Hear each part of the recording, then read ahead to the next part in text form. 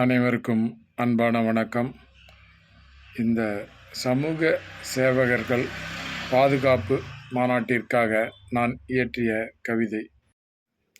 சமூகத்தின் வேர் இவர்கள், நமது சமூகத்தின் வேர் இவர்கள், ஞானத்தின் விழி இவர்கள், ஞானத்தின் விழி இவர்கள், ஆபத்தில் கரம் இவர்கள், ஆபத்தில் நம் அனைவருக்கும் கரம் இவர்கள், உயிர்க்குருதி வள்ளல் இவர்கள், உயிர்க்குருதி வள்ளல் இவர்கள், பாசத்தில் தாய் இவர்கள், பண்பில் தந்தை இவர்கள், பாசத்தில் நமக்கு தாய் இவர்கள், பண்பில் தந்தை இவர்கள், தாயும் தந்தையும் ஆனவர்கள், ஞானத்தின் மொழி இவர்கள், ஞானத்தின் மொழி இவர்கள், ஊக்கத்தின் விழி இவர்கள், உலகத்தின் உயிர் இவர்கள், நமது உலகத்தின் உயிர் இவர்கள். சமூகத்தை பாதுகாத்து வரும் அனைத்து சமூக சேவகர்களும் ஒன்றுபடுவோம். சமுதாயத்தை காத்து வழி நடத்துவோம்.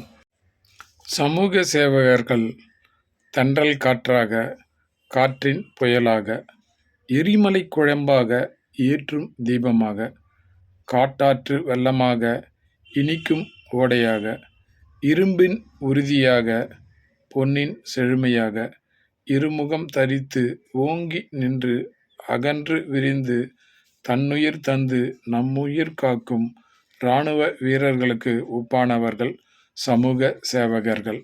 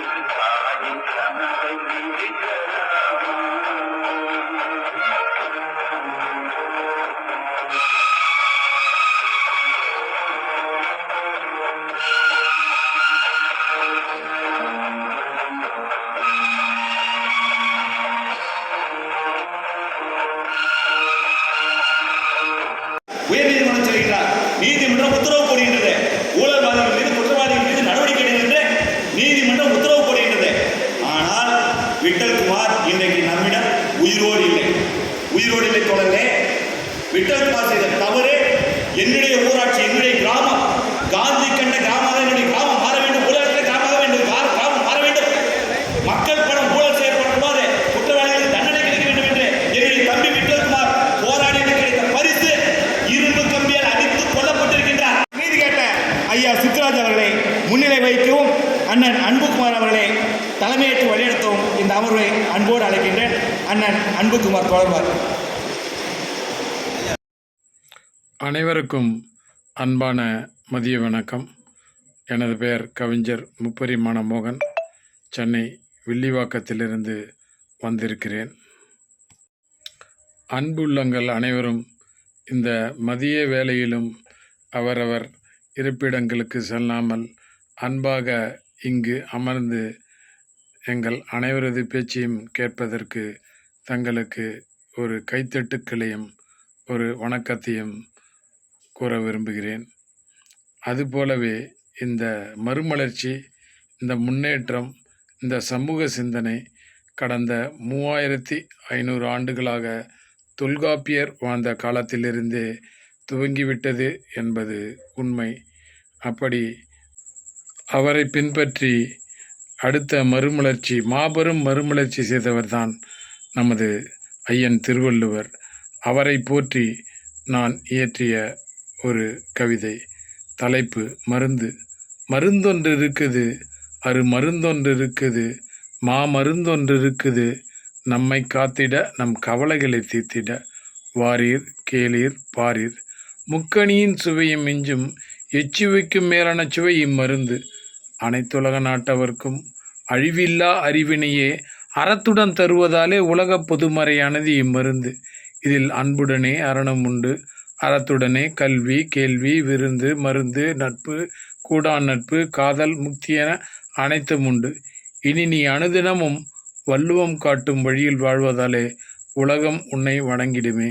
உன் உயிர் மூச்சாய் வள்ளுவம் திகழட்டும், வாயில்தோறும் திருக்குறள் மிளிரட்டும் என்பது ஐயன் வள்ளுவருக்காக நான் இயற்றிய கவிதை.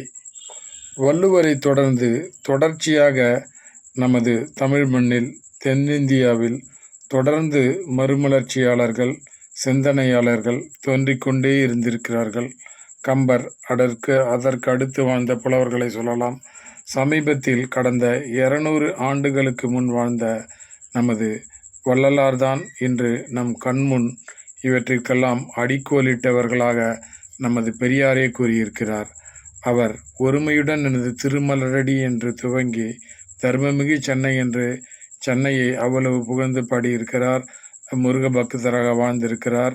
அதற்கு பின்பு சமய ஜாதி அனைத்தையும் விட்டு ஒன்றே குலம் ஒருவனே தேவன் என்ற திருமூலரின் வாக்கின்படி எங்கும் செயல்பட்டு இருக்கிறார்.